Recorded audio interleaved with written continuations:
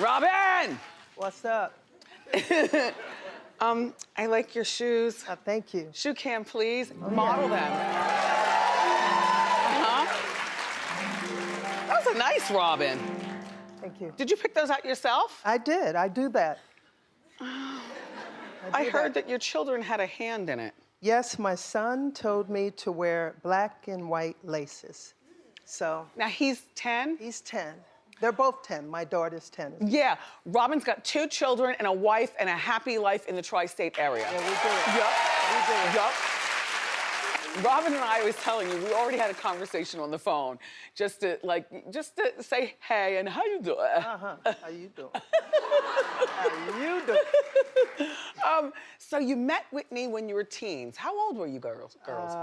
I had just turned 19 and she was soon to be 17 that summer. And where did you meet? We met at the Community Development Center in East Orange, New Jersey. That was summer jobs for counselors.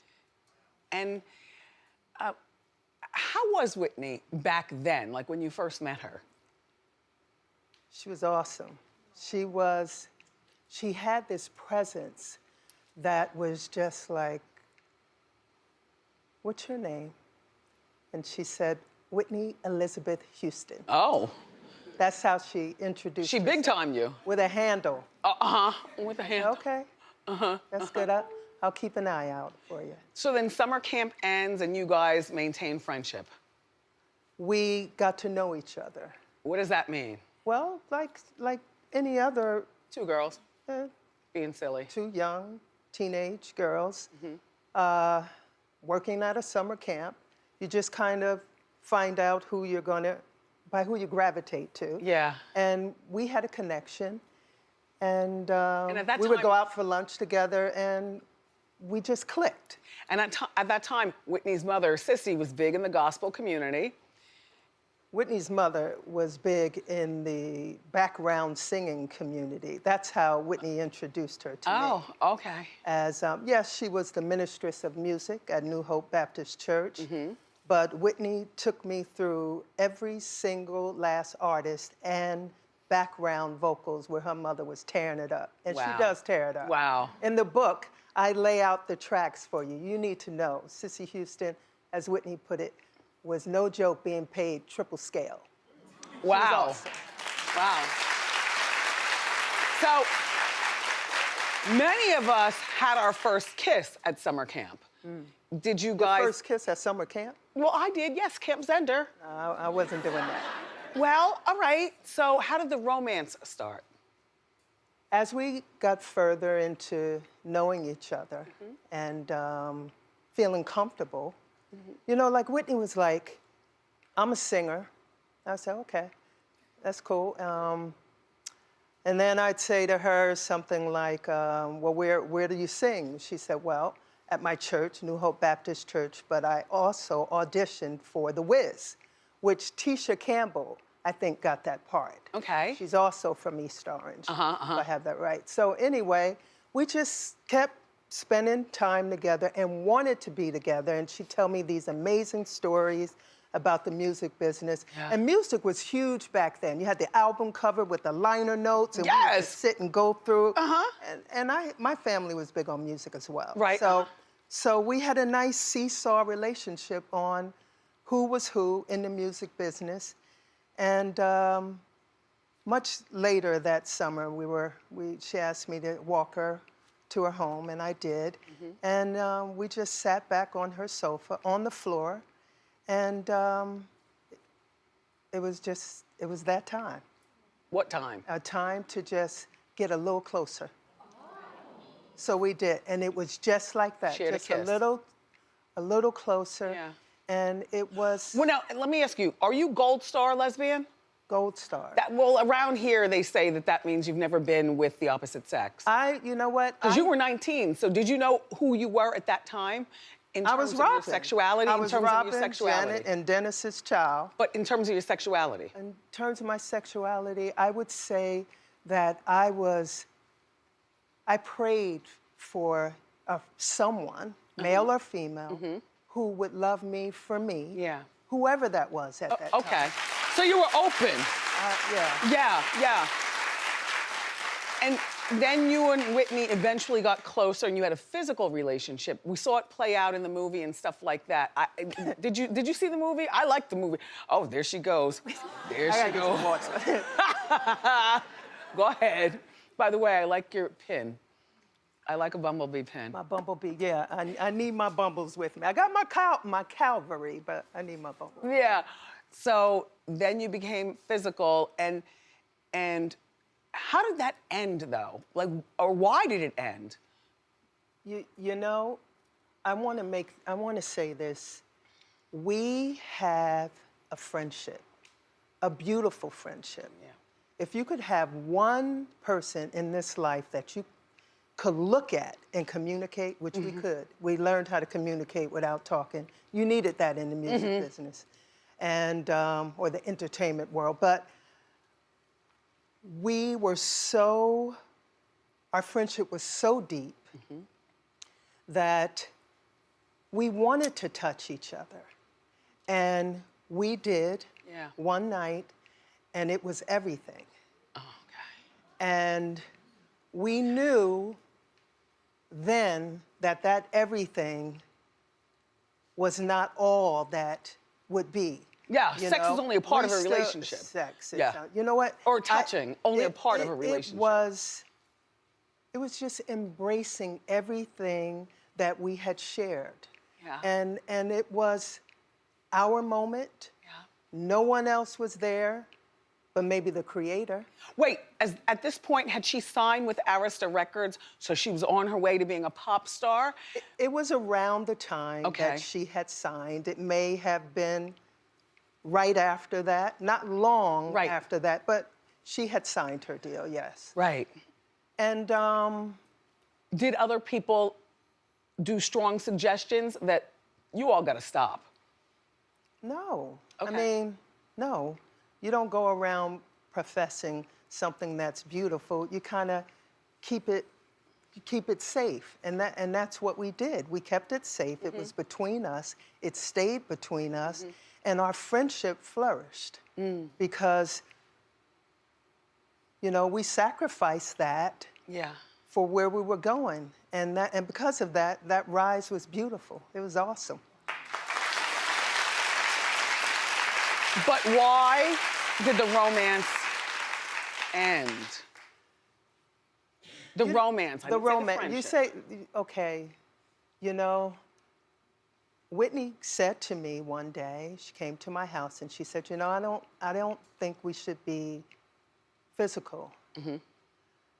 And because where we're going, if people found out about it, they would just use it against us. It's kind of like fuel for the fire. It was the 80s, and that's how it was. You were either this or that. Women were treated, you couldn't see two of your favorite female artists on the same ticket. That was like a far-fetched dream. And I think spiritually, for her and her belief, everyone knows Whitney gave a testimony before every award show who she gave her thanks to. And she was steadfast and steady on that. She never wavered. I took her lead. I chose to love her unconditionally. And she I gave didn't you the really know Bible. what that word meant. Yes, she gave me a Bible. It was in a box, and she gave me a Bible. And she said, love me unconditionally. And I aspired to do that. And that's why I could sit here now. That woman's spirit is like this. She be here, right here. So prior to her meeting and marrying Bobby Brown, she did have a few different boyfriends, including Eddie Murphy and including, it was a football player or a basketball player, I forget. I was on the radio yip-yapping. Yep, yeah, you were. All right, well, all right now. Big time. But she had these different relationships. And Jermaine Jackson, who I understand, he was the one that you weren't jealous of Eddie, but... I wasn't jealous of anyone. I wasn't at all. I didn't have to be. I knew where I stood with Whitney. What about your relationship with Jermaine in your mind? Like, Okay, well, you know, this is during the Jacksons' reign. Yeah. And we all love the Jacksons. We all grew up with them. Yeah. And I wouldn't say that Whitney had a relationship or he was a boyfriend. They shared some time together. And during that time, it was our first apartment that we moved into. You and Whitney? Yes. In Jersey? In Jersey. Okay. You would want your child at that time to have someone in her corner living together. So it was us. We clicked. She could trust me in that house, and I could trust her. Yeah. So that wasn't an uncommon thing. But we inscribed on the back of the Bible that she had given me that we would be loyal, honest, trusting, dedicated, and support each other. And emotionally, I guess I was still connected to her because I could tell while she was away in LA that something was happening. I could feel it. And that night, I was on, you know, I was on the floor just letting that just go through me. And when she called, it wasn't like she was bringing me into, guess what, girl? And I thought that's what friendship would roll to, and she wasn't open with me. And that's not jealousy. That is, I'm Robin. I'm the one that I'm your bouncer, you know, you bounce everything off, and she wasn't bringing me in. So I felt some kind of way about it, and I eventually came around to talking to her about it. Did she tell you to back off? No, she didn't. She knew I was ready to hear it, and I guess she was ready to share it. Yeah. I don't know what she was feeling, why she kept it from me. Yeah. And I didn't ask, I didn't care. I just wanted her to share where she was. And once we got through that, it was good. So, stay here. Do you feel good? I'm feeling all right. So far, so good. More with Robin next. Robin didn't flee the scene, so this is good. Okay, so when she started dating Bobby, how were your thoughts with that? She said she wasn't going to be serious about Bobby, but in the movie, they flirted wildly at the award show. It was no flirting wildly. She bumped him, and that was it. With her booty. Yeah. They're cute. That's she cute did. back then. So, did you do cocaine back then? I indulged. Yeah, but Whitney spiraled out of control with it. Well, you know, back in those days, it just seemed like we were fearless, ready for the world. And we didn't do that all the time. I mean, once we got on at home, before we left home, no one had money for that. Yeah. Folks just wanted a little joint or whatever, and that was just about it. Yeah. But when we started to tour, you know, it was everywhere. Yeah. And we weren't looking for it. Whitney was focused. I mean, you don't accomplish what she did sitting around getting high all day. Whitney was dabbling in coke before she met Bobby, because everybody always thought that Bobby was the bad guy in terms of that. Yeah, I mean, I think we know that Bobby was not. I mean, I think Michael, her brother, set that record straight. But yeah, she was something else. Was Bobby physically abusive to her? From what I understand, yes. Bobby saved his worst behavior for when I wasn't around. Did he kind of dismiss you from her life once he became that guy to her? No. Bobby didn't. Bobby never dismissed me, and I never moved on from Whitney's company because of Bobby. It was cumulative. He had a way of just like, you just never knew when he was going to perform, and that's what I call it. Perform. You know, he was going to show out. Abusive. Well, just show out, just anywhere we could be. Oh, God. But no, he He did not push me out or she was isolated. Got you. She became isolated. That's what I would say. Because they were together, isolated. So I didn't see as much of her as I used to or needed to. Were you at the wedding? I was there as the maid of honor, doing what maid of honors do, supporting the bride. Did you cry? And you know what? I had to represent. And yeah, I felt my friend, you know, back then it was like when your best friend gets married, it changes, the dynamic changes because You know, they have a husband. I was in a That was the whole helicopter thing. flying over the wedding because I'm Wendy on the radio. And the radio station, they got me a helicopter to fly over the wedding. I saw the big H in the pool. I saw you all doing your thing. And I came back to the radio and talked about it. That radio interview that I did with Whitney, because I've never met Whitney. I had never met her. You talk like you Well, that's what I do. Look, I've only seen her in concert once, and that was at the Beacon Theater in Boston when I was a burgeoning radio star in college radio, yeah. and she was in that concert with Jermaine. And then I've only talked to her once, and that was on the radio. And that was that interview.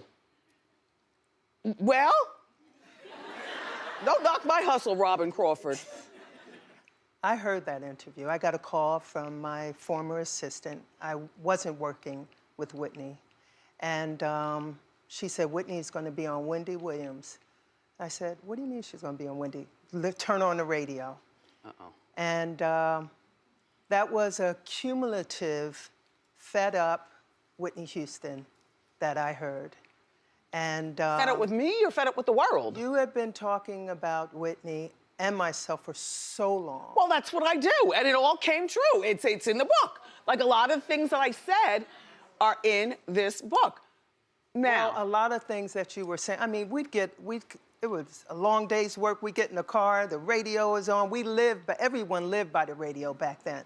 We're in the car, and you're talking like you live with us, like you're roommates with us. I know We'd be in the stuff. car, we'd be sitting still, and Whitney would say, who is she?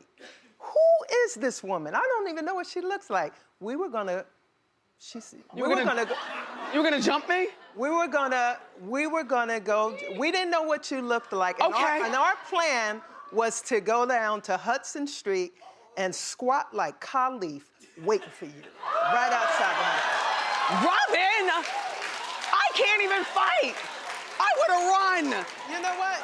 Oh my gosh. We weren't gonna fight. We just wanted to see you face to face and have a chat.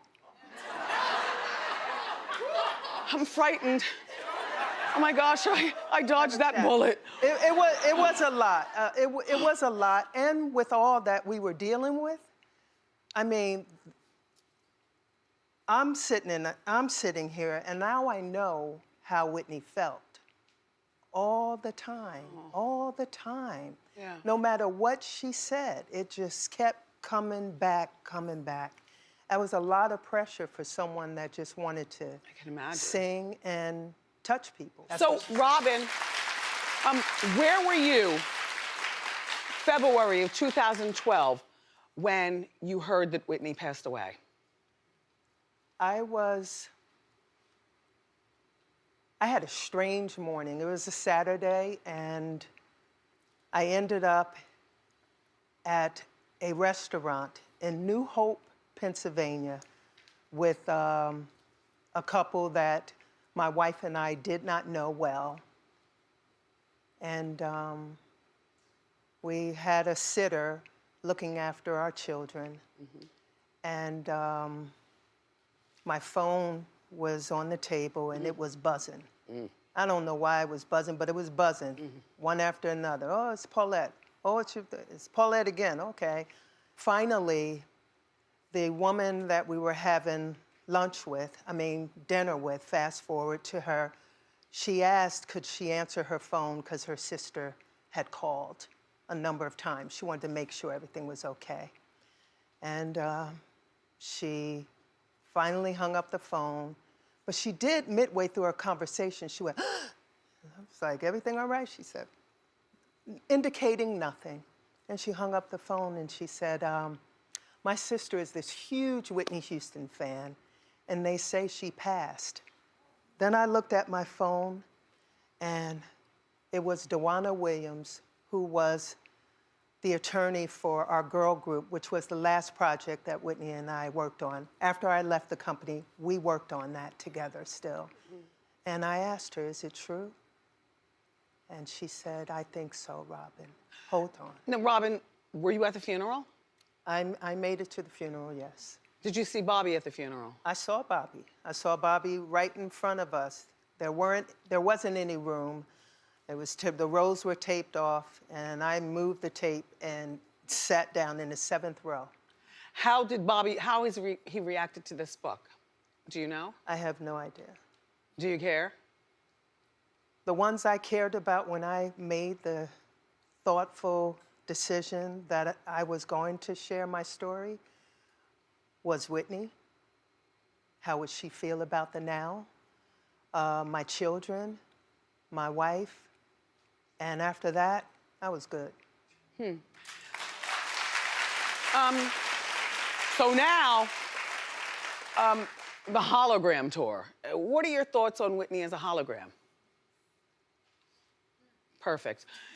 And a lot of people would say, Robin, why did you stay silent for so long and now write the book? Like, do you need money? Are you part of the, like, why did you choose to write this book now? Because Robin is a seasoned, grown woman, as you can see, with a very, very happy life, low key. I'm joyful. Yeah, why'd you write this book?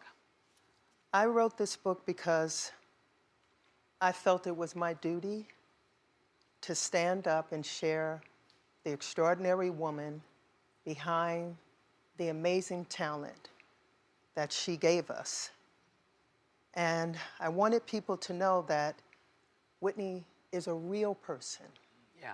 She was a real person who deserved to be handled sensitively, respectfully. Do you go to the grave? She's